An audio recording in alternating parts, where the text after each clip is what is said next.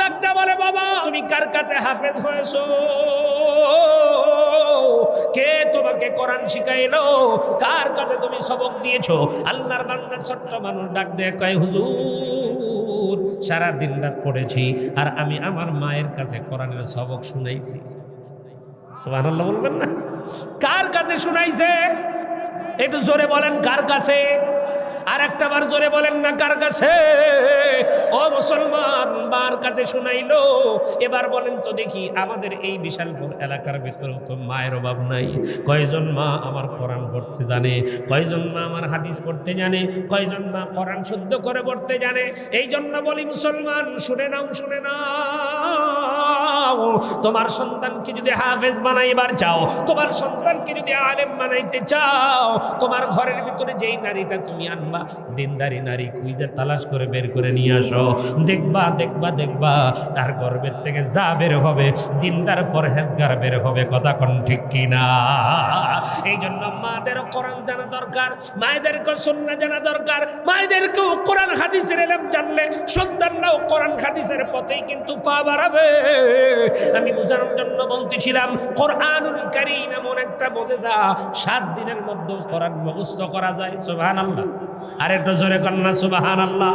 ও মুসলমান, আপনারা হয়তো দেখেছেন রমজান মাসে ওই যে টিভির ভিতরে কোরআন হেফজের প্রতিযোগিতা অনুষ্ঠান হয়, ওই প্রতিযোগিতা অনুষ্ঠানের ভিতরে একজন ততলা ততলা ততলা একজন ভাই তেলাওয়াত করার সময় যখন তাকে ধরছে ও পড়তে পারে না, আউযু বিল্লাহ এই কয়েকবার করতে করতে তারপরে আউযু বিল্লাহ শুরু করছে। এরপরে প্রশ্ন শেষ করতে একবারও ঠেকে নাই। ও মুসলমান, আল্লাহর গোলাম, আমাদের সঙ্গে আমাদের এক ছাত্র ভাই ছিল। ও যখন সবক দেবার যাইতো ওর চোখ লাল হয়ে যাইত, ওর এই গলার এই রগগুলা ফুলে ফুলে উঠতো। ওই আ করতে করতে অনেক সময় লাগতো, কিন্তু যখনই একবার আউযু বিল্লাহ শুরু করছে পুরা পাড়া আমুকতা শুনাইছে, একটা বারের জন্য ততলামি লাগে না। কিন্তু কোরআন পড়া শেষ। ও মিজানুর ভাই কেমন আছো? বাবা বলতে বলতে এতই আমরা হাসছি, কিন্তু এখন হাসবার তুললে নিজেকেও খারাপ লাগে। আল্লাহ তাআলা ইচ্ছা করলে আমাকেও তো তার মতো বানাইতে পারতো। কথা কর না কেন, ঠিক কিনা? ও বাজান, কোরআনটা কেমন মুজিজা, কথা বলতে পারে না ঠিক মতো, তেলাওয়াত করে অনর্গল। সুবহানাল্লাহ জোরে কন। বাজান, এই দুনিয়ার জমিনের ভিতরে এমনও কোরআনের হাফেজ আছে নিজে ঠিক মতো কথা বলতে পারে না, কিন্তু কোরআন তেলাওয়াত করতে পারে। দুনিয়ার জমিনে এমন কোনো কিতাব পাওয়া যাবে না যেই কিতাবটা এত সুন্দর করে পড়া যায়। আর সেই কিতাব নিয়েই তো আমার আল্লাহ রাব্বুল আলামিন চ্যালেঞ্জ করে বলেছেন, যালিকাল কিতাবু লা রাইবা ফীহি। গোলাম শোনো, এই কিতাবটা তুমি কেন শিখবা না, কেন পড়বা না, কেন জানবা না? তুমি ইংরেজি পড়ো, তার মধ্যে ভুল আছে। তুমি বাংলা পড়ো, তার মধ্যে ভুল আছে। তুমি গদ্য পড়ো, তার মধ্যে ভুল আছে। তুমি পদ্য পড়ো, তার মধ্যে ভুল আছে। যেইটা পড়ো না কেন তার মধ্যে ভুল আছে। যেই লেখক সেই লেখকও বলে আমার এই প্রবন্ধের মধ্যে ভুল থাকলে সংশোধন করে দেন, পরবর্তী ঠিক করা হবে। কিন্তু আল্লাহ রাব্বুল আলামিন এমন একটা কিতাব দুনিয়ার জমিনের মধ্যে আমার আপনার নবীর উপরে নাজিল করেছে, একবার করেছে, আর কেউ তার মধ্যে বিন্দু পরিমাণ ভুল বের করতে পারে নাই। তবে আমার নবীকে কিন্তু শান্ত থাকতে দেয় নাই, সেই সময়ের মানুষ কম বিরক্ত করে নাই। আমার নবীকে এমন এমন কথা পর্যন্ত বলেছে, ও মুহাম্মদ সাল্লাল্লাহু আলাইহি ওয়াসাল্লাম, তুমি যেই কোরআন নিয়ে বাহাদুরি করো ওই রকম কোরআন আমরাও বানাইতে পারি। আল্লাহ রাব্বুল আলামিন আমার নবীকে জানায় দিলেন, পয়গম্বর আপনি ওদেরকে ডাক দেন, ডাক দিয়ে আমার কোরআনের আয়াতটা শোনায় দেন। আল্লাহ বলেন, ওয়া ইন কুনতুম ফি রাইবিম মিম্মা নাযালনা আলা আবদিনা ফাতু বিসূরাতিম মিন মিথলিহি ওয়াদউ শুহাদাআকুম মিন দুনিল্লাহ ইন কুনতুম সাদিকিন। আল্লাহ রাব্বুল আলামিন কোরআনুল কারীমের ভিতরে সূরাতুল বাকারার শুরুতে আল্লাহ বলেছেন আলিফ লাম মিম। ও মুসলমান, আল্লাহর গোলাম, শুধু সূরা বাকারার ভিতরে নয়, কোরআনুল কারীমের বিভিন্ন সূরার ভিতরে কোন জায়গায় আল্লাহ বলছেন ইয়াসিন, কোন জায়গায় আল্লাহ বলছেন তাহা, কোন জায়গায় আল্লাহ বলছেন কাফ হা ইয়া আইন সাদ, কোন কোন জায়গায় আল্লাহ রাব্বুল আলামিন বলেছেন সাদ, কোন কোন জায়গায় আল্লাহ রাব্বুল আলামিন বলেছেন নুন। এরকম বিভিন্ন সূরার শুরুতে আল্লাহ রাব্বুল আলামিন এই হরফগুলা দিয়েছেন। প্রশ্ন করতে পারেন, হুজুর কেন আল্লাহ রাব্বুল আলামিনের দেওয়ার পেছনে কারণ কি? ও মুসলমান, দুনিয়ার জমিনের ভিতরে মানুষ বানাইছেন আমার আল্লাহ, এই মানুষ সম্পর্কে আমার আল্লাহ তো ভালো জানে, কথা কোন ঠিক কিনা? কারণ এই মানুষকে জ্ঞান দিয়েছে কে? এটা আওয়াজ করে জোরে বলা যাবে কে? আমার আল্লাহ রাব্বুল আলামিন কোরআনের মধ্যে বলেন ওয়ামা উতিতুম মিনাল ইলমি ইল্লা কলিলা।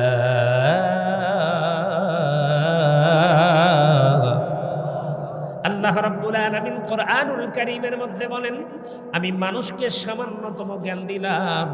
ও মুসলমান, এই সামান্যতম জ্ঞান দিয়া আজকে দুনিয়ার জমিনের মানুষগুলো চাঁদের দেশের খবর বলতে পারে, দুনিয়ার জমিনের মানুষগুলো সূর্যের খবর বলতে পারে, দুনিয়ার জমিনের মানুষগুলো গ্রহ নক্ষত্রের খবর পর্যন্ত বলতে পারে, দুনিয়ার জমিনের মানুষগুলো সাগরের তলদেশের খবর পর্যন্ত তারা বের করতে পারে। তাহলে এই সামান্যতম জ্ঞান দিয়া মানুষ যদি এত দূর পর্যন্ত যাইতে পারে, তাহলে এই মানুষগুলো কিন্তু এই কোরআন নিয়েও তারাও গবেষণা করতে পারে। এই জন্য আল্লাহ রাব্বুল আলামিন এক একটা সূরার ভিতরে এক এক রকম হরফ দিয়া আল্লাহ বুঝাইছেন বান্দা। কোরআনের প্রত্যেকটা আয়াত আমি ব্যাখ্যা দিলাম, প্রত্যেকটা আয়াতের শানে নজুল দিলাম, প্রত্যেকটা আয়াতের বিষয়বস্তুগুলো বোঝার মতো তোমাদেরকে জ্ঞান দিলাম, তোমাদেরকে বুদ্ধি দিলাম। কিন্তু আলিফের খবর তোমার কাছে নাই, লামের খবর তোমার কাছে নাই, সাদের খবর তোমার কাছে নাই, মিমের খবর তোমার কাছে নাই। আপনি প্রশ্ন করতে পারেন হুজুর কেন আল্লাহ তাআলা এটা কেন করলেন? এই কেনর উত্তর কোনো সঠিক করে আপনারা যেহেতু গ্রামের মানুষ, এই গ্রামের মানুষদেরকে আমি কথাটা এইভাবে বুঝাই, ওস্তাদের মার। হ্যাঁ, এই কথাটা কেন বলা হয়? একজন ওস্তাদের কাছে যখন আপনি কোনো কিছু শিখবেন, ওস্তাদ কিন্তু আপনাকে সব কিছু শিখাবে না, কিছু জিনিস কিন্তু ওস্তাদের হাতে রাখবে। কথা কন না কেন ঠিক কিনা? কারণ এই কারণে রাখবে ওই সাগরের যেন কখনো ওস্তাদের উপরে ফাল পারতে না পারে, ওস্তাদের উপরে যেন মাথা মারতে না পারে। এই জন্য বন্ধুরে আমার, দুনিয়ার জমিনের ভিতরে এই মানুষগুলো যারা আছে, এই মানুষগুলো তারা চিন্তা করবে, তারা গবেষণা করবে, কোরআন নিয়ে তারা ঘাটাঘাটি করবে, এই কোরআনের ভিতরে তারা ভুল বের করার চেষ্টা করবে, এই কোরআনের তর্জমা তারা বের করার চেষ্টা করবে। যখন তারা আলিফ লাম মিমের কাছে যাবে, যখন এটা নিয়ে ব্যাখ্যা শুরু করবে, তর্জমা শুরু করবে, তারা যখন পারবে না, তখন কিন্তু বান্দা স্বীকার করতে বাধ্য হবে আলিফের হরফের অর্থ জানে যিনি, আলিফের ব্যাখ্যা জানে যিনি, লামের ব্যাখ্যা জানে যিনি, তিনি হলেন কোরআন নাজিল করনেওয়ালা। কথা কোন ঠিক কিনা? আপনি কি আলিফের হরফের অর্থ জানেন? লামের অর্থ জানেন? এ পর্যন্ত কিন্তু কোনো মুফাসসিরিনে কেরাম, এ পর্যন্ত বন্ধুরা আমার কোনো মুহাদ্দিসিনে কেরাম এখন পর্যন্ত কোনো হরফের তর্জমা কিন্তু করে নাই, কোনো হরফের তর্জমা এখন পর্যন্ত করতে পারবে না। কারণ এটা আমার আল্লাহর কাছে রেখে দিয়েছেন। কারণ হলো বান্দা, কোরআনের সব কিছু তুমি জানবা, কোরআনের সব কিছু তুমি বুঝবা। এই কোরআনের মধ্যে যখন তুমি ঢুকবা, চন্দ্রের খবর পর্যন্ত তুমি কোরআনে পাইবা। এই কোরআনের মধ্যে যখন তুমি ঢুকবা, সূর্যের খবর পর্যন্ত তুমি পাইবা। এই কোরআনের মধ্যে যখন তুমি ঢুকবা, সাগরের খবর পাইবা। এই কোরআনের মধ্যে ঢুকলে পাহাড়ের খবর তুমি নিতে পারবা। কিন্তু যখন লামের কাছে আসবা, মিমের কাছে আসবা, সদের কাছে যখন তুমি আসবা, তখন এটার অর্থ যখন তুমি জানবা না, তখন স্বীকার করতে বাধ্য হবে এর পিছনে আছেন একজন, তিনি আর কেউ নয়, তিনি হলেন আমার আল্লাহ। চিৎকার মেরে কন্যা সুবহানাল্লাহ। তাহলে এই দুনিয়ার জমিনের ভিতরে মানুষ অনেকেই তো আছে শিক্ষাগত যোগ্যতা অর্জন করতে করতে করতে করতে এত বেশি হয়ে গেছে, লাস্টে গিয়া গয় দেয়ার ইজ নো গড। কি আছে না? কয় আল্লাহ বলে কেউ নাই। কয় কে নাই? কয় আল্লাহ তো দেখা যায় না। আল্লাহ দেখা যায় না, এই জন্য তুমি মানো না। তার মানে ও এত বিদ্যা অর্জন করেছে, আল্লাহরে খুঁজে পায় না। এই জন্য বলি রে বন্ধু, খুব ভালো করে বুঝবেন, কোরআন পড়তে জানেন, কোরআনের তর্জমা জানেন, কোরআনের ব্যাখ্যা জানেন, কোরআনের বিশ্লেষণ জানেন। অনেকেই তো এই দুনিয়ার জমিনের ভিতরে কোরআনের ভুল বের করার চেষ্টা করেছে, কিন্তু বরং ভুল তো ধরতে পারে নাই, বরং নিজেরাই কোরআনের কাছে মাথা নত করেছে। কথা কোন ঠিক কিনা? এই জন্য আল্লাহ রাব্বুল আলামিন বলেন, বান্দা আলিফ দিলাম, লাম দিলাম, মিম দিলাম, ব্যাখ্যা করার চেষ্টা করো পারবা না, তর্জমা করার চেষ্টা করো পারবা না, তখন কিন্তু স্বীকার করতে তুমি বাধ্য হইবা এ কোরআন যিনি নাজিল করেছেন তিনি আর কেউ নয়। আওয়াজ করে জোরে বলা যাবে তিনি কে? এটা আওয়াজ করে সবাই মহাব্বতে বলেন, তিনি কে? এবাদান সংক্ষেপে তাহলে একটা বিষয় আমরা জানলাম, এবার 2 নম্বর বিষয়ের দিকে যাব, কারণ আমি লম্বা সময় কথা আপনাদের খেদমতে বলবো না। আল্লাহ রাব্বুল আলামিন বলেন, যালিকাল কিতাবু লা রাইবা ফীহি।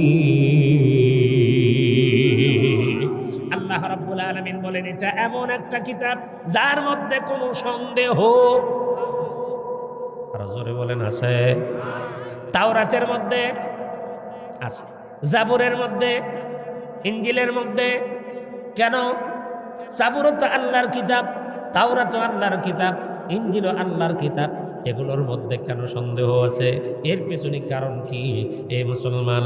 এই কারণের সঠিক ব্যাখ্যা হলো আল্লাহ রাব্বুল আলামিন বলেন, ইন্না নাহনু নাযালনাল যিকরা ওয়া ইন্না লাহু লাহাফিজুন।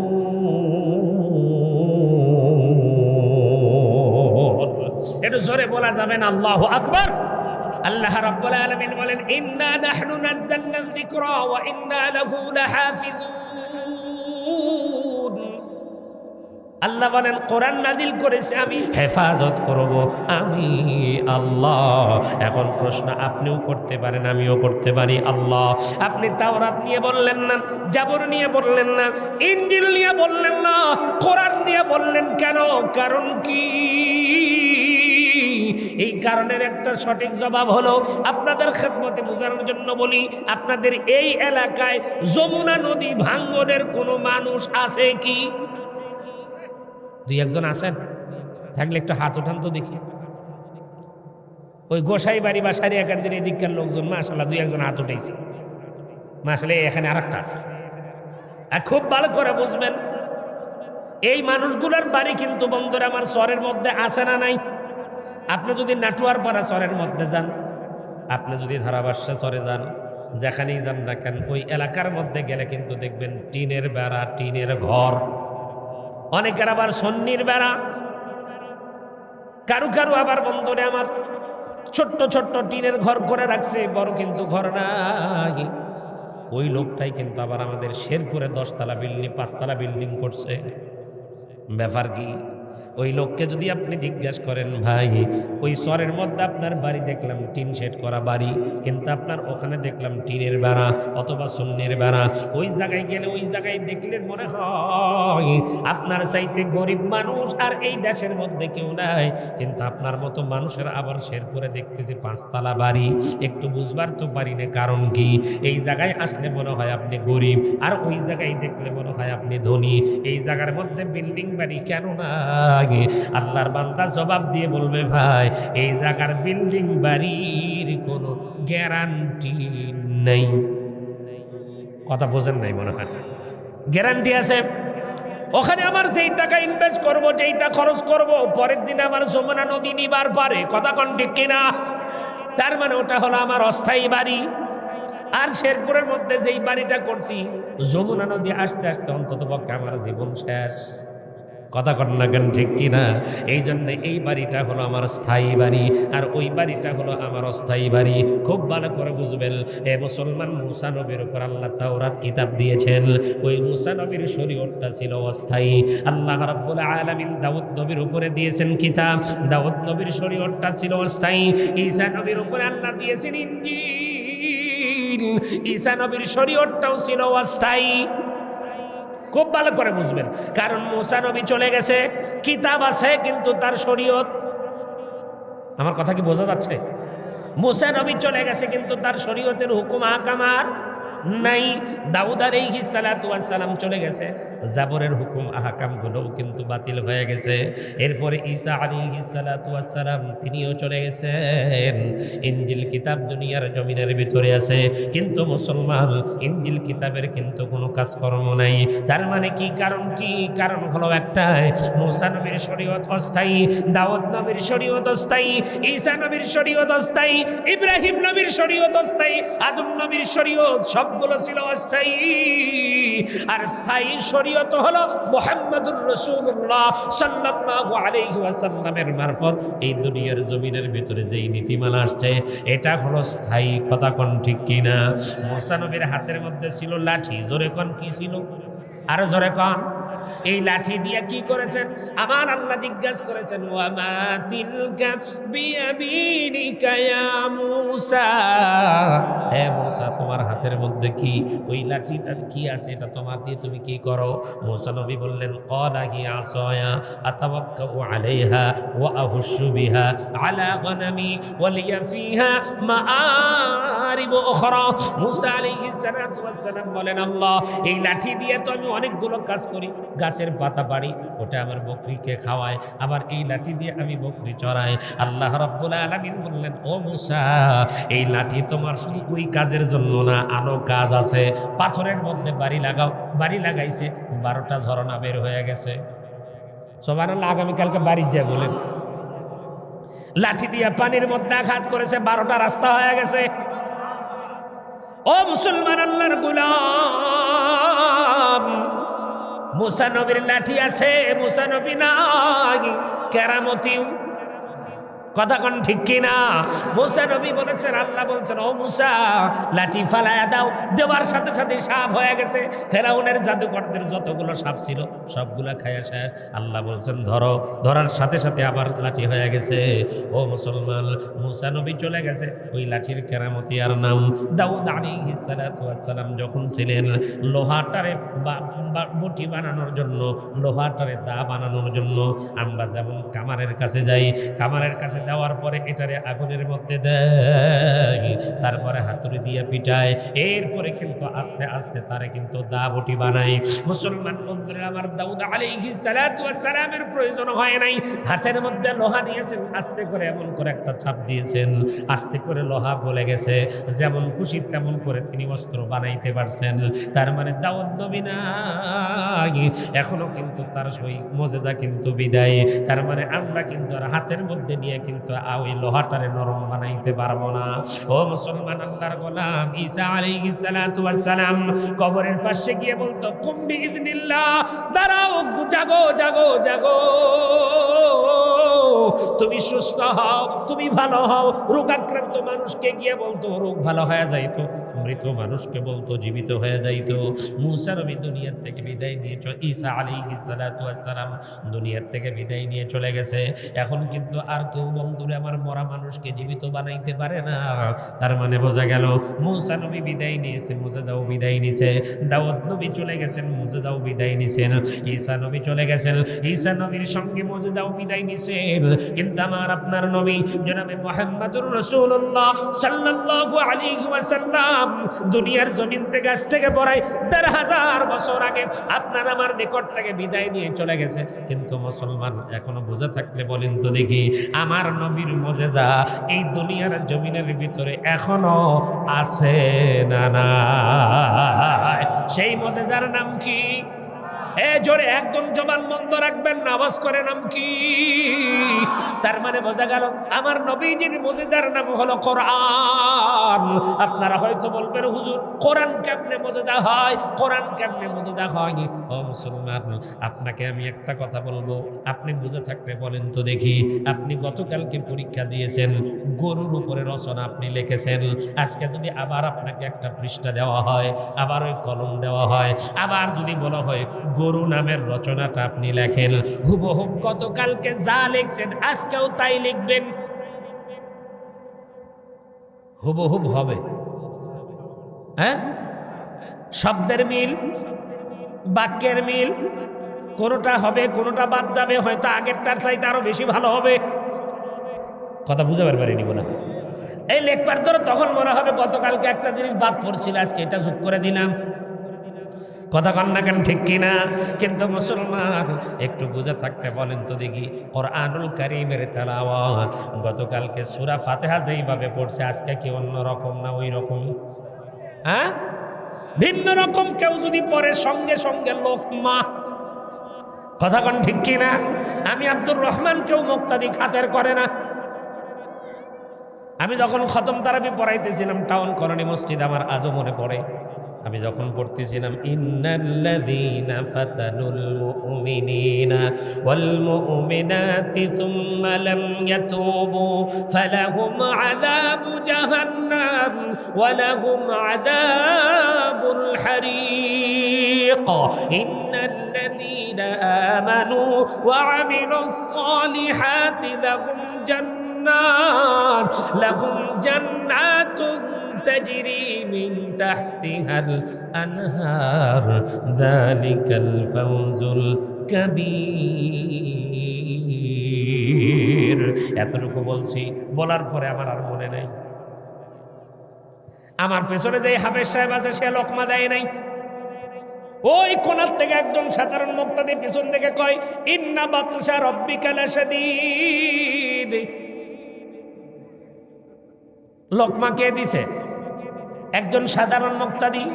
নামাজ শেষ করে আমার ওই বন্ধু আমার সঙ্গে যিনি তারাবি পড়াইছে, আরে গুতা দিয়ে বললাম, কি রে তুই লোকমা দিবার পারলি না কে? কয় ভাই আমি মনে করছি আম পাড়ায়াত তার ভুল হওয়ার সম্ভাবনা নাই, এই জন্য আমার তো তেলাওয়াতের মধ্যে মনই ছিল না। বুঝেন নাই? মানে নামাজের ভিতরে কি ছিল না? কি এরকম নামাজ আমাদের আছে না নাই? হ্যাঁ, হায় হায় কি নামাজের সাইজ! এই টাউন কলোনি মসজিদে একদিন আসরের নামাজ শেষ করছে, আসসালামু আলাইকুম ওয়া রাহমাতুল্লাহ, আসসালামু আলাইকুম ওয়া রাহমাতুল্লাহ। মনের ভিতরে খুঁতখুঁত, মনে মনে চিন্তা করলাম কি রে নামাজ 4 রাকাত হলো না 3 রাকাত হলো? ঘুরে দেখলাম মুক্তাদি খুব একটা বেশি নেই, 7-8 জন। জিজ্ঞাসা করলাম নামাজ কয় রাকাত হলো? নামাজ কি 4 হয়েছে না 3 হয়েছে? কয় হুজুর আমাদের কাছেও তো একটু সন্দেহ মনে হয়েছে। আমাদের কাছে? আমি বললাম লোকমা দিলেন না কে? কয় হুজুর বুঝবার পারিনি, দিব কি দিব না। তার মানে আমি হুজুরও ছিলাম না, মুক্তাদিও। কথা কয় না কেন? মাঝখান থেকে একজন ডাক দেয় কয় হুজুর 3 রাকাত। আমি বললাম আপনি কেমনে বুঝলেন? কয় হুজুর যদি আপনি মন খারাপ না করেন তাহলে সত্য কথা বলবো। বললাম আপনি বলেন, শুনলে তো আমার ভালো হবে। কয় হুজুর নামাজে আসার আগে আমাকে 3টা ব্যবসার হিসাব আমাকে 3 জন নিয়ে এসে টাকা জমা দিছে। আমি নামাজের মধ্যে ওই 3টা ভাউচারের চিন্তা করতেছিলাম, কিন্তু 4র্থ নাম্বার ভাউচারের কথা তো আর মনে নেই, এই জন্য মনে করছি 3 রাকাত হয়েছে। ভাইরে নামাজি, এই নামাজ দিয়া কোনদিন আসসালাতু মিরাজুল মুমিনিন হবে না, ঠিক কিনা? আমি আবার নামাজ দুকরায় পড়লাম। আমি শুধু বুঝানোর জন্য বলতেছিলাম, ইমাম সাহেব কোরআন তেলাওয়াত করতেছে, তেলাওয়াতের মধ্যে যদি ভুল হয় একজন সাধারণ মানুষও সেইটার লোকমা দেয়। কথা কন না কেন, ঠিক কিনা? ও মুসলমান আল্লাহর গোলাম, এইটাই তো একটা মজেজা। মজেজার কথা যদি আমি বলি, কোরআন কেমনে মজেজা? ও মুসলমান, কোরআনুল কারীম হাফেজা কোরআন তেলাওয়াত করে, নোক্তার জায়গায় নোক্তা, জেরের জায়গায় জের, জবরের জায়গায় জবর, পেশের জায়গায় পেশ। একজন পেশের জায়গায় জবর পড়তে পারে না। আমি একদিন আমুকটা শুনতেছিলাম আমার এক ছাত্র, ও শুনাইতেছিল, আমি বললাম আবার বল, ও আবার বললো, আমি বললাম আবার বল, ও আবার বললো, আমি বললাম দেখা বল। ও তখন কোরআনটা আস্তে করে মেলাইলো, এবার দেখে আবার পড়তেছে, দেখে আবার ওইটাই বলে। আমি বললাম আবার দেখে বল, আবার দেখে বলছে। এবার রাগ হয়ে গেছে আমার, কারণ একবার তো 3 বার বলছে, আরবার দেখেও 2 বার বলছে, তাও ভুল। আমি পান্টিটা হাতের মধ্যে নিয়েছি, আরে মারবো। এখন করলাম দেখে ভালো করে কোনো হরে কিন্তু এইবার দেবো, কিন্তু তখন কই হুজুর ঠিকই তো আছে, মানে ভয়ে খেন্দে ভালাইছে। আমি তখন বললাম দেখি কোরআন শরীফ দেখ। কোরআনটা হাতের মধ্যে নিলাম, নেওয়ার পরে এখন চিন্তা করলাম কে অর্থ ভুল না ভুল তো আমারই দেখতেছি, কারণ আমি যা ওর যেটা ভুল ও পড়তেছে তা তো ঠিকই আছে, কিন্তু আমার ভেতরে একটা সন্দেহ। আমি আরেকজনকে ডাক দিয়ে বললাম, দিকে তোমার কোরআনটা নিয়ে আসো। ওর কোরআনটাও নিয়ে আসলো। নিয়ে আসার পরে দেখলাম না, ওই কোরআনের জায়গায় জবর, এই জায়গায় আছে মানে ওই জায়গায় আছে জবর আর এখানে আছে পেশ। আমার সন্দেহটা আর একটু বাড়লো, বললাম আর একটা আনো। আর একটা যখন আনলো তখন দেখলাম না, ও যে কোরআন পড়তেছে ওই কোরআনের ভিতরে পেশের জায়গায় ওই ওপরের গোল মাথাটা ঠিক মতো না উঠে জবর হয়েছে, যার কারণে ওই জবর দিয়া পড়ার কারণে ওর তেলাওয়াতটা ভুল। আমি আপনাদের সামনে বলার কারণ, আমি আব্দুর রহমান কোরআন মুখস্থ করেছি, আমি না হয় তার ভুল ধরতে পারলাম। কারণ কি, ওই যে একটা জবরের জায়গায় পেশ পড়ার কারণে ভুল ধরে ফেলেছি। মাজান ওর কোরআনটা তেলাওয়াতের মধ্যে ভুল হইতে পারে, কোরআনের ভিতরে সাফার মধ্যে ভুল কিন্তু ধরা পড়ে গেল। তার মানে বোঝা যায় এ কোরআন যদি কেউ উল্টা পাল্টা বানায়, উল্টা পাল্টা কোরআন জমিনের মধ্যে চলবে না। কারণ অসংখ্য হাফেজে কোরআন দুনিয়ার জমিনে আছে, কথা কোন ঠিক কিনা? লিল্লাহি তাকবীর। এ মুসলমান, এই কোরআনুল কারীমের হাফেজে কোরআন আল্লাহ তাআলা এই জমিনের ভিতরে এমন দিয়েছেন 6 মাসে কোরআন মুখস্থ। সুবহানাল্লাহ বলতে ইচ্ছা করে না?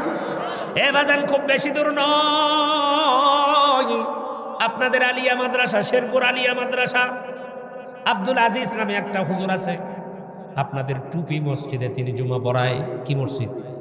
কাঁঠালতলা টুপি মসজিদে। আপনি যান, খবর নেন, উনি 1 মাসে হাফেজ। বেশি দূর যাওয়া লাগবে না, এখানে টাটকা বলে দিচ্ছি। কয় মাসে? শুধু 1 মাস, রমজান মাস কোরআন খতম করেছে, 1 মাসে হাফেজ। সারাদিন পড়ছে, ওই 1 নাম্বার পারা দিয়া তারাবি পড়ছে। সুবহানাল্লাহ কোন? সুবহানাল্লাহ।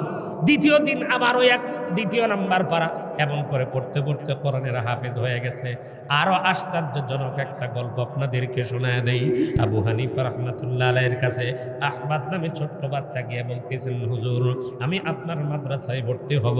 আবু হানিফা রাহমাতুল্লাহ আলাইহি বলেন, না না, আমি তোমারে ভর্তি করতে পারবো না, কারণ আমার এখানে যারা ভর্তি হয় তারা কোরআনের হাফেজ হয়। আল্লাহর বান্দা চলে গেল। 1 সপ্তাহ পর এসে বলে, হুজুর আমাকে ভর্তি করে নেন। বলে, বাবা তোমাকে না গত সপ্তাহে বলেছি হাফেজ না হওয়া পর্যন্ত আমি হাফেজ ছাড়া কাউকে ভর্তি করি না, তুমি যাও হাফেজ হও তারপরে আসো। কয়, হুজুর আমি তো হাফেজ হয়ে আপনার কাছে আসছি। সুবহানাল্লাহ বলতে ইচ্ছা করছেন আপনাদের? কয়দিন পর আসছে? 1 সপ্তাহ। জোরে বলেন, কয় সপ্তাহ? 1 সপ্তাহ পরে আসে, কয় হুজুর আমি হাফেজ। হুজুর চমকে গিয়ে বলতেছেন, বলো কি 7 দিনের মধ্যে তুমি হাফেজ? কয়, হুজুর বিশ্বাস না হয় আপনি আমাকে যেখান থেকে মনে করেন সেখান থেকে ধরতে পারেন, ইনশাআল্লাহ আমি যে কোনো জায়গার থেকে তেলাওয়াত করতে পারবো। জোরে কি বলা যাবে আল্লাহু আকবার? ডাক্তার বলে, বাবা এই 1টা বছর তুমি কার কাছে হাফেজ হয়েছো? কে তোমাকে কোরআন শিখাইলো? কার কাছে তুমি সবক দিয়েছো? আল্লাহর বান্দা ছোট্ট মানুষ ডাক দেয়, কয় হুজুর সারা দিন রাত পড়েছি, আর আমি আমার মায়ের কাছে কোরআনের সবক শুনাইছি। সুবহানাল্লাহ বলবেন না? কার কাছে শুনাইছে? একটু জোরে বলেন, কার কাছে? আর একটা বার জোরে বলেন না, কার কাছে? ও মুসলমান, মার কাছে শুনাইলো। এবার বলেন তো দেখি, আমাদের এই বিশালপুর এলাকার ভিতরে তো মায়ের অভাব নাই। কয়জন মা আমার কোরআন পড়তে জানে? কয়জন মা আমার হাদিস পড়তে জানে? কয়জন মা কোরআন শুদ্ধ করে পড়তে জানে? এই জন্য বলি মুসলমান, শুনে নাও, শুনে নাও, তোমার সন্তানকে যদি হাফেজ বানাইবার চাও, তোমার সন্তানকে যদি আলেম বানাইতে চাও, তোমার ঘরের ভিতরে যেই নারীটা তুমি আনবা, দিনদারি নারী খুঁজে তালাশ করে বের করে নিয়ে আসো। দেখবা দেখবা দেখবা তার গর্ভের থেকে যা বের হবে দিনদার পরহেজগার বের হবে। কথা কোন ঠিক কিনা? এই জন্য মাদের কোরআন জানা দরকার, মায়েদেরকে সুন্নাহ জানা দরকার, মায়েদেরকেও কোরআন হাদিসের ইলম জানলে সন্তানরাও কোরআন হাদিসের পথেই কিন্তু পা বাড়াবে। আমি বোঝানোর জন্য বলতেছিলাম, কোরআনুল কারীম এমন একটা মুজিজা, 7 দিনের মধ্যে কোরআন মুখস্থ করা যায়। সুবহানাল্লাহ। আর একটু জোরে কন্যা সুবহানাল্লাহ। ও মুসলমান, আপনারা হয়তো দেখেছেন রমজান মাসে ওই যে টিভির ভিতরে কোরআন হেফজের প্রতিযোগিতা অনুষ্ঠান হয়, ওই প্রতিযোগিতা অনুষ্ঠানের ভিতরে একজন তোতলা তোতলা তোতলা একজন ভাই তেলাওয়াত করার সময় যখন তাকে ধরছে, ও পড়তে পারে না। আউযু বিল্লাহ, এই কয়েকবার করতে করতে তারপরে আউযু বিল্লাহ শুরু করছে। এরপরে প্রশ্ন শেষ করতে একবারও ঠেকে নাই। ও মুসলমান আল্লাহর গোলাম, আমাদের সঙ্গে আমাদের এক ছাত্র ভাই ছিল। ও যখন সবক দেবার যাইতো ওর চোখ লাল হয়ে যাইত, ওর এই গলার এই রগগুলা ফুলে ফুলে উঠতো।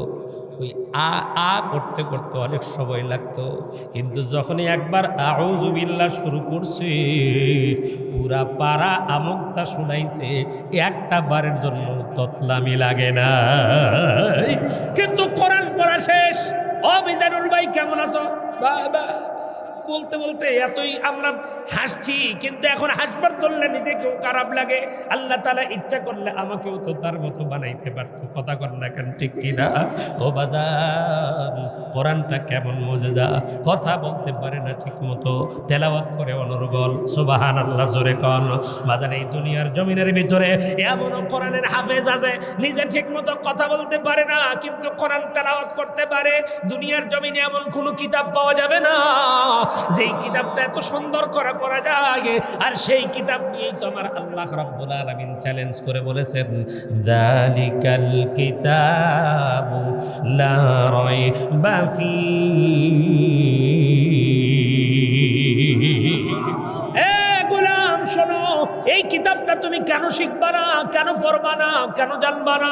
তুমি ইংরেজি পড়ো, তার মধ্যে ভুল আছে। তুমি বাংলা পড়ো, তার মধ্যে ভুল আছে। তুমি গদ্য পড়ো, তার মধ্যে ভুল আছে। তুমি পদ্য পড়ো, তার মধ্যে ভুল আছে। যেইটা পড়ো না কেন তার মধ্যে ভুল আছে।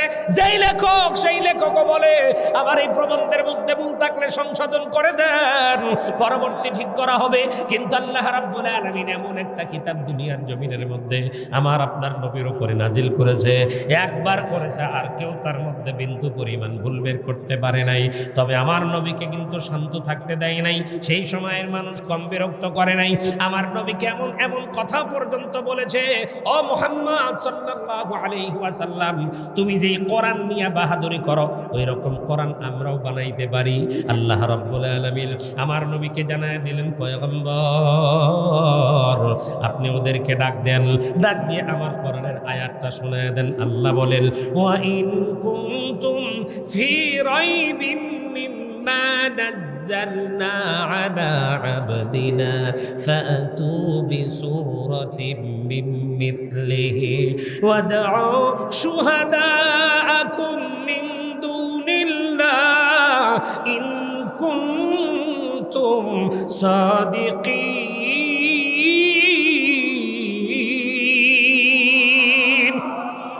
আল্লাহ রাব্বুল আলামিন কোরআনুল কারীমের মধ্যে বলেন, ও পয়গম্বর, যারা বলে এই কোরআনের মতো কোরআন তারা বানাইতে পারবে, ওদেরকে আপনি বলেন, ওয়া ইন কুনতুম ফি রাইবিম মিম্মা নাযালনা আলা আবদিনা ফাতু বিসূরাতিম মিন মিথলিহি। ওদেরকে আপনি বলেন, তোমাদের বন্ধু বান্ধব আত্মীয় স্বজন যারা আছে ডাক দাও, এই কোরআনের মতো করে একটা সূরা তোমরা বানায় দাও। না না, তা কিন্তু তোমরা পারবা না। ওরা কিন্তু তা পারেও নাই। ও মুসলমান, আল্লাহর পয়গম্বর তখন ওই মক্কার জমিনের কাফের মুশরিকদেরকে আল্লাহর নবী ডাকলেন, সবাইকে একত্রিত করলেন, ডাক দিয়ে বললেন, তোমাদেরকে এক জায়গায় করো, আমি তোমাদের সামনে একটু বলবো। কোরআনের মতো একটা কোরআন তোমরা কোনোদিন বানাইতে পারবা না, সূরার মতো করে একটা সূরা তোমরা কোনোদিন বানাইতে পারবা না। তবে হ্যাঁ, তোমাদেরকে একটা অপশন দিলাম, যদি তোমরা করতে পারো। বলে কি? আল্লাহর হাবিব বললেন, আমার সাহাবীরা, আলী রে, একটা কাগজের টুকরা হাতের মধ্যে নাও, ওই কাগজের টুকরার মধ্যে লেখো। সুন্দর করে লিখে দিলেন, ইন্না আ'তাইনাকাল কাউসার ফাসাল্লি লিরাব্বিকা ওয়ানহার। এরপরে কি? মাশাআল্লাহ, ইন্না শানিআকা হুয়াল আবতার। এই ইন্না শানিআকা হুয়াল আবতার, এই আয়াতটুকু আল্লাহর নবী বাদ রাখলেন। ইন্না আ'তাইনাকাল কাউসার ফাসাল্লি লিরাব্বিকা ওয়ানহার, এই দুইটা আয়াত নিয়ে সুন্দর করে যখন কাবা ঘরের চত্বরে লটকায়া দেওয়া হলো, আল্লাহর নবী বলে দিলেন, কাফের মুশরিকদের দলেরা, তোমরা শোনো, তোমাদের কবিদেরকে ডাক দাও, তোমাদের সাহিত্যিকদেরকে ডাক দাও, তোমাদের বৈজ্ঞানিকদেরকে ডাক দাও, তোমাদের যত গবেষক আছে সবাইকে ডাকো। এই দুই আয়াতের পরে আর একটা আয়াত কি হবে লিখে দাও। কয় না, তুমি তো অনেক সহজ করে দিছো, এখন তো কোনো বিষয় না। ওই তাহলে লেখো। কবির জায়গায় কবি বসে গেছে, সাহিত্যিকদের জায়গায় সাহিত্যিক বসে গেছে, গবেষকদের জায়গায় গবেষক বসে গেছে, বৈজ্ঞানিক দিক যারা বৈজ্ঞানিক বসে গেছে, সাহিত্যিকদের জায়গায় সাহিত্যিকরা বসে গেল, যার যার মতো করে গবেষণা করা শুরু করলো। ও বাজান, দিন যায়, আস্তে করে রাত হয়ে গেল, রাতের পর রাত, মিনিট যায়, 1 ঘন্টা যায়, 2 ঘন্টা যায়, রাত যত গভীর হয় গবেষকরা পলাইলো, সাহিত্যিকরা পলাইলো, কবিরা পলাইলো, পলাইতে পলাইতে পলাইতে পলাইতে সব পলায় গেছে। কিন্তু মক্কার জমিনের ভিতরে একজন কবি ছিল সেই সময়ের ভিতরে সবচাইতে বড়।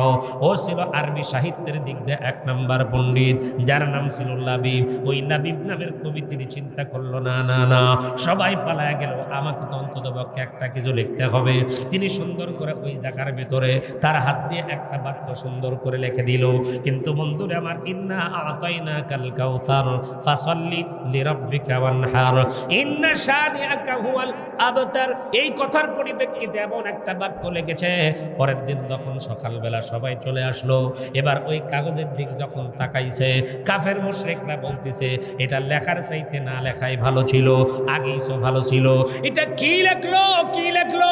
ও মুসলমান, বুঝে থাকলে বলে, এই দুনিয়ার জমিনের ভিতরে আল্লাহর কোরআনের আয়াতের পরে মানুষের কোন আয়াত লেখা যায় নাকি? কিন্তু একটা জিনিস আপনারা ভালো করে মনে রাখবেন, একজন মানুষ যদি একটা কবি লেখে, কবিতা যদি লেখে, অর্ধেক লিখলে আর একজন কি তার অর্ধেক লিখতে পারে? হ্যাঁ, না লিখতে পারে। আমি আপনাদের সামনে উদাহরণ দিচ্ছি। ও মুসলমান, আল্লাহর গোলাম, এই কোরআনুল কারীম কেউ লিখতে পারে না, কিন্তু তাফসির ঠিকই লিখেছে 2 জন মিলে। যে একটা কোরআনুল কারীমের তাফসিরের নাম হলো তাফসিরে জালালাইন। কি বললাম? তাফসিরে জালালাইন। একজন জালালের লেখা নয়, একজন হলো ওস্তাদ আর একজন হলো ছাত্র। একজন 15 পারার তাফসির লিখেছে, আর একজন ওস্তাদ ইন্তিকালের পরে বাকি তাফসিরটা ছাত্র লিখেছে। ওস্তাদের নামও জালাল, ছাত্রর নামও জালাল। 2 জালালের লেখার কারণে তাফসিরের নাম হয়েছে তাফসিরে জালালাইন। তার মানে বোঝা গেল, তাফসির লেখা যায় কিন্তু আয়াত জোরে বলা যাবে না, আয়াত লেখা যায়। আমি আপনাদের সামনে একটা ছোট্ট গল্প বলবো, এই গল্পের মাধ্যমে আপনাদের একটা বুঝ আসবে। গল্পটা আমার নয়, এই গল্পটা আমি আমার এক বাংলা স্যারের কাছ থেকে শুনেছিলাম। মুসলমান বন্ধুরা আমার, দাখিল ক্লাসে যারা পড়ালেখা করেছেন তারা জানেন, কাজী নজরুলের একটা কবিতা আছে, যৌবনের ডাক। এই যৌবনের ডাক কবিতাটা স্যার যেদিন পড়াইতেছিল, ওই দিন কাজী নজরুল আর রবীন্দ্রনাথ ঠাকুরের একটা গল্প বলতে গিয়া স্যার সেদিন আমাদের সামনে একটা গল্প বলেছিল। গল্পটা ছিল এরকম একটা সেমিনার হয়, ওই সেমিনারের ভিতরে রবীন্দ্রনাথ ঠাকুর হলো চিফ গেস্ট। রবীন্দ্রনাথ ঠাকুর চিফ গেস্ট মানে প্রধান অতিথি, আর সামনে অনেকগুলো মানুষ বসা। ওই শ্রোতাদের মধ্যে একটা চেয়ারের মধ্যে বসে আছে দুখু মিয়া। কি মিয়া? দুখু মিয়ারে চেনেননি? কি নাম? জোরে কর না কা? কাজী নজরুল ইসলাম বসা। লোকজন ডাক দিয়ে বলতেছে, ও কবি গুরু, আপনার কাছে একটু জানতে চাই, আমাদের আজকের সেমিনারের উপর উপলক্ষ করে আপনি একটা কবিতা আবৃত্তি করে আমাদেরকে শোনান। রবীন্দ্রনাথ ঠাকুর বলে, তাহলে তোমরা আমাকে একটু সময় দাও, আমি লিখি। সে এবার কবিতা লেখা শুরু করলো। 1 পংক্তি 2 পংক্তি বা 3 পংক্তি তিনি লিখেছেন। লেখার পরে বাজান তিনি আর মিলাইতে পারে না। তখন সবাইকে বলল, তোমরা একটা কাজ করো, আমাকে একটু সময় দাও, আমি একটু ভেতরে যাব, একা একা নিরালায় গবেষণা করে বাকি কথাটা লিখব। এই কথা বলে কাগজ কলম ওই জায়গার মধ্যে রাখিয়া রবীন্দ্রনাথ ঠাকুর যখন ভেতরে চলে যায়, এবার ওই যে মাঝখান থেকে দুকুমিয়ে 1 কদম 2 কদম করে উঠে উঠে এবার মঞ্চের ওপরে চলে আসলো। আসার পরে কাগজটা হাতের মধ্যে নিছে। নেওয়ার পরে বাজান বাকি দেখলো কবিতাটা আছে কিন্তু অসমাপ্ত কবিতা। আস্তে করে কলমটা হাতের মধ্যে নিল, নেওয়ার পরে সুন্দর করে বাকি কবিতা লিখে দিল। আল্লাহু আকবার। বাকি কবিতা সুন্দর করে লেখার পর ওই জায়গার মধ্যে রাইখা চলে গেছে। এখন আপনার আমার তো একটা চিন্তার বিষয়, আসলে আমার চিন্তার সঙ্গে আমার ভাইয়ের চিন্তা কিন্তু মিলবে না, আমার চিন্তা গবেষণার সঙ্গে আমার আদম ভাইয়ের চিন্তা কিন্তু মেলার কোনো সম্ভাবনা নাই। কারণ আমার মস্তিষ্কের চিন্তাধারা একরকম, আমার মাখিজ ভাইয়ের মস্তিষ্কের চিন্তা একরকম, আমার আদম ভাইয়ের চিন্তা হলো আর একরকম। কখনোই মেলার সম্ভাবনা নাই। রবীন্দ্রনাথ ঠাকুর যেইটা লিখলো ওইটা কাজী নজরুল কেমন করে লিখবে? ও বাজান, রবীন্দ্রনাথ ঠাকুর যখন এবার ভেতর থেকে চলে আসলো, আসার পরে যখন আস্তে করে কাগজের দিক তাকায়, কাগজের দিক তাকাইয়া লক্ষ্য করে দেখতে পাই ওই কাগজের টুকরার ভিতরে তিনি যেই শব্দ লিখবে, যেই বাক্য লিখবে, ওই একই শব্দ একই বাক্য কে যেন তার কাগজে লিখে দিয়েছে। চিল্লায় বলা যাবে কি মারহাবা। রবীন্দ্রনাথ ঠাকুর তখন চিন্তা করলো, যেই কথাটা আমি গবেষণা ছাড়া লিখতে পারি না, সেই কথার একদম গবেষণা ছাড়াই লেখে, তাহলে বড় কে? কি বুঝলেন ও মুসলমান? একটা জিনিস ভালো করে মনে রাখবেন, এ যাবৎ পর্যন্ত যত নোবেল দিছে, কোন নোবেল কিন্তু মুসলমান দেয় নাই, খ্রিস্টানরা নোবেল দিছে। আর খ্রিস্টানরা তাদেরকেই নোবেল দেয় তাদের পথে থাকে যারা। কথা কোন ঠিক কিনা? এ মুসলমান, সাহিত্যিকরা যারা আছে, কবি নিয়ে কবিতা নিয়ে যারা গবেষণা করে, তারা গবেষণা করে একটা কথা লিখেছে, রবীন্দ্রনাথ ঠাকুরের কবিতার মধ্যে, সাহিত্যিকের মধ্যে দুইটা জিনিস পাওয়া যায়। কয়টা? একটা হলো প্রেম, একটা কি? আর একটা হলো প্রার্থনা, আর একটা কি? তার যতগুলো কবিতা আছে সবগুলোর ভিতরে হয় প্রেম নিয়ে, না হয় প্রার্থনা নিয়ে। যেমন বৈশাখের সময় বলছে এসো হে বৈশাখ, এটা কি? প্রার্থনা। আর এর বাদে যতগুলো কবিতা আছে বাজান, কবিতা আর সাহিত্য সবগুলো হলো প্রেম আর হলো, মনে রাখবেন ভালো করে, প্রেম আর কি? প্রার্থনা। সবাই বলেন রবীন্দ্রনাথ, এই আমি যে কথাটা বললাম এটা যদি বানানো হয়, কালকে গুগলে সার্চ দেন, দিয়ে দেখেন, গবেষণা করেন, জানেন যে হুজুর এমনি বানায় বললো নাকি। একটা হলো প্রেম আর একটা হলো প্রার্থনা। কিন্তু দুখুমিয়া কাজী নজরুল, আল্লাহু আকবার, কি নেবেন বাজান, কি নেবেন? নবী নিয়ে নেবেন, তাও তার কবিতার মধ্যে আছে। মারহাবা কর, আছে না নাই?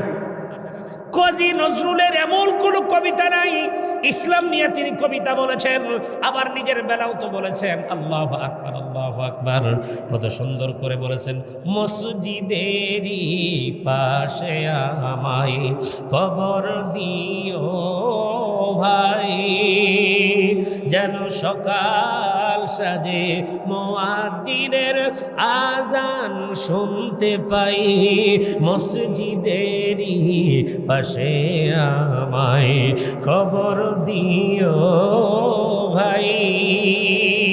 কথা কন ঠিক কিনা? কারা রইল কর্মা ভেঙে ফেল করলে লপাত, এই যে কথাগুলো বলেছে, স্বাধীনতার যুদ্ধের সময় তার কবিতা আছে। কথা কন না কেন ঠিক কিনা? মানুষের লোম গরম করা, আল্লাহর শুকর আদায় করার কবিতা তার মধ্যে পাওয়া যায়, নবীর কথা তার মধ্যে পাওয়া যায়। নবী মোর পরশমণি, নবী মোর সোনার খনি, নবী নাম জপে যেজন সেই তো দুজাহানের ধনী। কথা কন ঠিক কিনা? এ মুসলমান, এই তো হলো কাজী নজরুল, তিনি হলেন আমাদের বিদ্রোহী কবি। না না না, শুধু বিদ্রোহী কবিরা, বিশ্বকবি যদি খেতাব দেওয়া হইতো মুসলমানদের কাছে, বিশ্বকবি কাজী নজরুল। কথা কন ঠিক কিনা? এই জন্য বলতেছিলাম, মুসলমান কাজী নজরুলের ছিল সবচাইতে বড় ভুল। মুসলমান বাদ দিয়ে হিন্দুরে করছিল বন্ধু, কারণ আল্লাহ রাব্বুল আলামিন তো নিষেধ করেছেন, ইয়া আইয়ুহাল্লাযীনা আমানু লা তাত্তাখিযুল ইয়াহুদা ওয়ান নাসারা আউলিয়া বা'দুহুম আউলিয়া বা'দ। জোরে কি বলা যাবে? আল্লাহু আকবার। আল্লাহ রাব্বুল আলামিন বলেন, গোলাম তুমি একজন মুমিন, তুমি একজন মুসলমান, বিধর্মীদের সঙ্গে তুমি কখনো বন্ধুত্ব করতে পারো না। ওরা একজন আর একজনের বন্ধু। বাজার আমি লম্বা করব না, বোঝানোর জন্য যেটা বলতেছিলাম, তাফসীর হয়তো লেখা যায়, একজনের কবির অর্ধেক হয় তার একজন লিখতে পারে, কিন্তু বন্ধুরে আমার এটা হলো কোরআন। এই কোরআনের কেউ যদি একটা আয়াত লিখে দেয়, তারপরে আল্লাহ ছাড়া কারো পক্ষে সম্ভব নয়। আওয়াজ করে কথা কন না কেন ঠিক কিনা? পরের দিন সকাল সকালবেলা ওই বাইতুল্লাহর চৌকাঠের ভিতরে লেখা, বাইতুল্লাহর চত্বরের ভিতরে সবাই দেখতে পাইলেন, ইন্না আ'তাইনাকাল কাউসার ফাসাল্লি লিরাব্বিকা ওয়ানহার লাইসা হাযা কালামুল বাশার। জোরে কি বলা যাবে? মারহাবা, লিল্লাহি তাকবীর। অনেকে মনে হয় ঘুমায়, একটু দুহাত উঠান তো দেখি, টান টান করে উঠান, টান টান করে উঠান, এমন করে একটু নাড়া দেন। মাশাআল্লাহ, একটু জোরে কে বলা যাবে? আল্লাহু আকবার। নারে তাকবীর। কোরআন সুন্নাহর আলো, সংসদে জালো, নারে তাকবীর। আমি একটু জানতে চাই, সবাই আওয়াজ করে বলেন তো, কোরআন হাদিস যেখানে, যারা বলে না তারা কোন জায়গায়? সবাই বলেন, কোরআন সুন্নাহ যেখানে, আলেম ওলামা যেখানে, নারে তাকবীর। আলহামদুলিল্লাহ। হাত নামান। রাগ করলেন, মন খারাপ করতেছেন মনে হয়? মুসলমান বন্ধুরা আমার, আমি আপনাদের খেদমতে বোঝানোর জন্য বলতেছিলাম। তার মানে বোঝা গেল, লাইসা হাদা কালামুল বাশার। ওলাম ইবনামের কবি সুন্দর করে লিখে দিয়েছেন, না না না না না না, এইটা মানুষের তৈরি করা নয়। লাইসা হাদা কালামুল বাশার, এটা হলো একমাত্র আল্লাহর কালাম। জোরে কন্না সুবহানাল্লাহ। তার মানে বোঝা গেল, ওরাও কিন্তু লিখতে পারে নাই, কিয়ামত পর্যন্ত আদৌ চেষ্টা করে কেউ পারবে না। আর সেই কিতাবের নাম হলো, আরো জোরে বলেন কি? এ ভাই, একটা জিনিস আপনাদের খেদমতে এবার বলবো, এরপরে আল্লাহ বলছেন, জালিকাল কিতাবু লা রাইবা ফি হুদাল লিল মুত্তাকিন। এই হুদাল লিল মুত্তাকিনের ওয়াজটা একটু পরে করি, তার আগে একটা কথা আপনাদেরকে বলি। এতক্ষণ পর্যন্ত আপনারা যা শুনলেন, যা বুঝলেন, সেই বুঝ অনুযায়ী বলেন তো দেখি, এই কোরআনের শরীয়ত স্থায়ী না অস্থায়ী? আরো জোরে বলেন, আরো জোরে। তার মানে হলো, নবী চলে গেছেন, এখন পর্যন্ত কোরআন আছে না গেছে? কিয়ামত পর্যন্ত থাকবে না যাবে? তাহলে যেই কিতাব থাকবে, এই কিতাবের জন্য মজুদ বন্ধুরে আমার, আপনার আমার সকলে মিলে কাজ করা লাগবে। এই কোরআনের পক্ষে থাকা লাগবে। কথা কন না কেন, ঠিক কিনা? এই কোরআনের পক্ষে থাকলে কি হবে? থাকলে লাভ না লস? আরো জোরে বলেন, লাভ না লস? কেমন লাভ? মান করা আল কোরআন ফাস্তাযহারাহু ফাহাল্লা হালালাহু ওয়া হাররামা হারামাহু আদখালাহু আল্লাহুল জান্নাহ ওয়া শাফাআহু ফি আশরাতিন মিন আহলি বাইতিহি কুল্লুহুম ক্বাদ ওয়াজাবাত লাহুমুন নার। জোরে কি বলা যাবে? সুবহানাল্লাহ। আল্লাহর নবী বলেন, কেউ যদি কোরআন পড়লো, কোরআন মুখস্থ করলো, এই কোরআনের মধ্যে হালাল আছে, হালালকে হালাল মেনে চললো, এই কোরআনের মধ্যে হারাম আছে, হারামকে হারাম মেনে চললো, আল্লাহ রাব্বুল আলামিনের হাবিব বলেছেন, সে আল্লাহর জান্নাতে যাবে। শুধু সে জান্নাতে যাবে না, ওয়াশাফাআহু ফি আশরাতিন মিন আহলি বাইতিহি কুল্লুহুম ক্বাদ ওয়াজাবাত লাহুন নার। ওই একজন কোরআনের হাফেজ, একজন নয়, দুজন নয়, 10 জনকে নিয়ে আল্লাহর জান্নাতে যাবে। একজন কোরআনের হাফেজ কয়জন নিয়ে যাবে? গোলাম মোহাম্মদ সিরাজ সাহেব কয়জনকে নিয়ে যাবে? কথা কন না কে? খোকা সাহেব কয়জনকে নিয়ে যাবে? হাবিব সাহেব কয়জনকে নিয়ে যাবে? মজনু সাহেব কয়জনকে নেবে? দবির হাজি সাহেব কয়জনকে নেবে? তার মানে বোঝা গেল, কোন রাজনৈতিক নেতার পক্ষে কিয়ামতের ময়দানে আল্লাহর সঙ্গে কথা বলার সাহস থাকবে না। কোরআনওয়ালারা আল্লাহর সঙ্গে কথা বলবে, ঠিক কিনা? এখন বোঝা থাকলে কর, দুনিয়ার জমিনের বিপদ বড় না আখিরাতের বিপদ বড়? আরো জোরে কোন বিপদ? আখিরাতের বিপদ যদি বড় হয়, ওই দিন যদি আপনার আমার সঙ্গী কোরআনওয়ালা হয়, ওই দিন যদি আপনার আমার সঙ্গী হাফেজওয়ালা হয়, ওই দিন যদি আপনার আমার সঙ্গী আলেমওয়ালা হয়, তাহলে ভালো হবে না খারাপ হবে? ভালো যদি হতে চাই, কোরআনওয়ালাদের সঙ্গে থাকার দরকার আছে না নাই? আপনাদের এই এলাকার জন্য বড় সুখবর হলো, এই যে বিশালপুর মাদ্রাসা, যারা এখানকার মানুষ তাদেরকে বলবো বিশালপুর মাদ্রাসাকে মহাব্বত করবেন। যারা আশেপাশে অনেক মাদ্রাসা আছে, যেমন বেশি দূর না শহীদকুল মাদ্রাসাও তো আপনাদের কাছাকাছি। এই যে যতগুলো মাদ্রাসা যেই যেই জায়গায় আছে, যেই যেই এলাকায় আছে, এই মাদ্রাসার ওস্তাদদেরকে মহাব্বত করবেন। মাদ্রাসার ছাত্রদের সঙ্গে একটু সম্পর্ক তৈরি করবেন। কি করবেন? সম্পর্ক তৈরি করবেন, মহাব্বত তৈরি করবেন। বলবেন হুজুর কেমনে মহাব্বত করব, কেমনে সম্পর্ক করব? সম্পর্ক করার জন্য বেশি কিছু লাগে না। এই যে বাজার থেকে একটা চকলেট কিনলেন, দেখলেন ওখানে একটা মাদ্রাসার ছাত্র, আস্তে করে ডাক দিলেন, বাবা এই নাও তোমার জন্য চকলেট। ওই যে ছেলেটা চকলেট খাবে আর আপনার চেহারা দেখবে। আবার হয়তো একদিন দেখা হয়ে গেল, আবার একটা বিস্কিট কিনে বললেন, বাবা এদিকে আসো। ওর হাতের ভিতরে বিস্কিটটা দিয়ে দিলেন। কয়জনকে দিছেন? কথা কয় না। এই একজন হাফেজ যদি হয়, কিয়ামতের ময়দানে যখন সে জান্নাতের দিকে যাবে, আপনি যদি বলতে পারেন, বাবা রে তুমি কি আমার চেনুনি? বলে কে আপনি? কে? বলে আমি, তুমি কি বিশালপুর মাদ্রাসার ছাত্র ছিল না?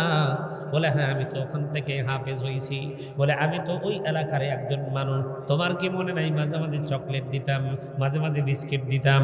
আল্লাহর বান্দার চেহারার দিক তাকাইয়া আল্লাহর কাছে ডাকতে বলবে, আল্লাহ আমাকে মাদ্রাসায় ভর্তি করে দেওয়া হয়েছিল, আমার বাবা তো ঠিক মতো আসে নাই, অনেক সময় দেখা করতে পারি নাই, আমার কাছে কোনো টাকা ছিল না, পয়সা ছিল না, আমার এই লোকটা মাঝে মাঝে আমাকে বিস্কিট কিনে দিত, মাঝে মাঝে আমাকে চকলেট কিনে দিত। আল্লাহ তোমার কাছে বলতেছি, এই লোকটা হাফেজ মাদ্রাসার তলবে আলেমদেরকে বড় ভালোবাসতো।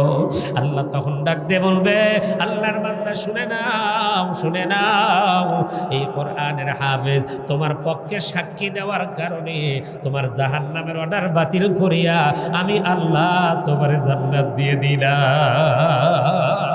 এ দোস্ত, কাল কিয়ামতের ময়দানে আমার আল্লাহ রাব্বুল আলামিন, ইয়া আইয়ুহাল্লাযীনা আমানুত্তাকুল্লাহা ওয়াবতাগু ইলাইহিল ওয়াসিলা, আল্লাহু আকবার বলেন। কিয়ামতের ময়দানে আল্লাহ তাআলা তো ওসিলা তালাশ করবে, ওসিলা তালাশ করবে। হয়তো সামান্য একটা ওসিলাই আল্লাহ আপনাকে মাফ করে জান্নাত দিয়ে দিতে পারে। সুবহানাল্লাহ বলেন।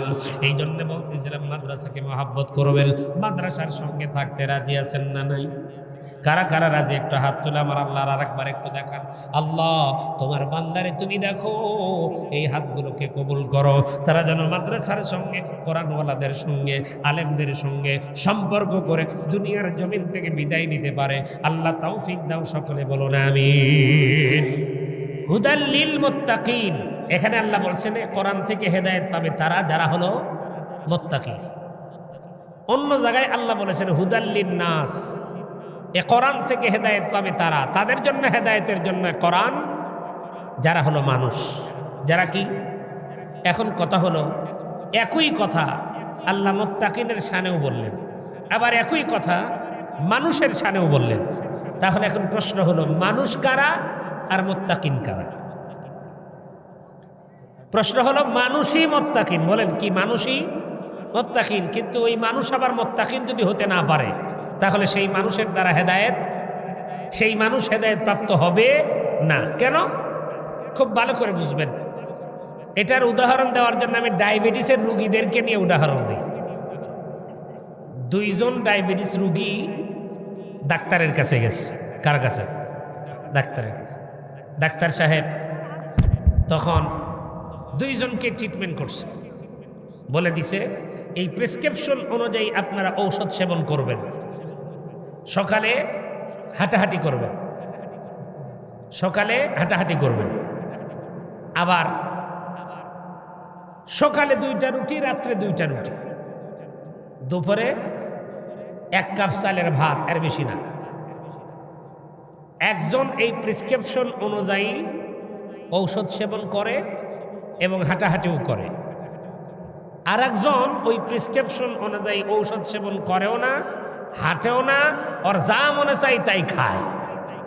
এখন আপনারা বুঝে থাকলে বলেন, যে প্রেসক্রিপশন অনুযায়ী চলে তার রোগ ভালো হবে, না যে প্রেসক্রিপশন অনুযায়ী চলে না তার রোগ ভালো হবে?